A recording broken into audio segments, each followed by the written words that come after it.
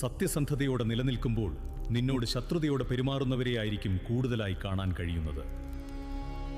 അവിടെ അവഗണനകൾ ഉണ്ടാകാം, ആക്രമിക്കപ്പെടാം, സാമ്പത്തിക നഷ്ടങ്ങളും സ്നേഹവഞ്ചനയും അനുഭവമായി വന്നു ചേരാം. എന്നാൽ അതിലൂടെ നിന്നെ കൂടുതലായി ബലപ്പെടുത്തുന്ന വേദനകൾ സമ്മാനിക്കുവാനല്ലാതെ ആർക്കും നിന്നെ പരാജയപ്പെടുത്താൻ സാധിക്കില്ല. നിന്റെ സത്യത്തിനെ ഭയപ്പെടുന്നവർ നീ ആവർത്തിക്കുന്ന ചോദ്യങ്ങളെ അവസാനിപ്പിക്കുവാൻ പലവിധ പ്രവൃത്തികളുമായി നിലകൊള്ളുമെങ്കിലും അതിലൊക്കെയും ഉത്തരമില്ലാത്ത മറുചോദ്യങ്ങളും അവർക്ക് നേരെ തന്നെ ഉണ്ടാവും. അതോടെ ഉദ്ദേശഫലം ലഭിക്കാതെ നിശബ്ദമായി അവർ നിലകൊള്ളുമ്പോൾ അവർക്ക് മുമ്പിൽ നീ എന്ന സത്യം ശക്തമായി വളർന്നിട്ടുണ്ടാകും. നീ എന്ന നന്മയെ ഭയപ്പെടുന്ന തിന്മകൾക്ക് വളരെ വേഗം വളർച്ചയും അംഗീകാരവും ലഭിക്കും. അത്രത്തോളം വീഴ്ചയുടെ ആഘാതവും അവർക്കുണ്ടാകും. നിനക്ക് മുമ്പിൽ എത്രയൊക്കെ വളർച്ച പ്രാപിച്ചാലും അവർ വീഴുന്നത് നീ എന്ന സത്യത്തിന്റെ കാൽച്ചുവട്ടിലായിരിക്കും.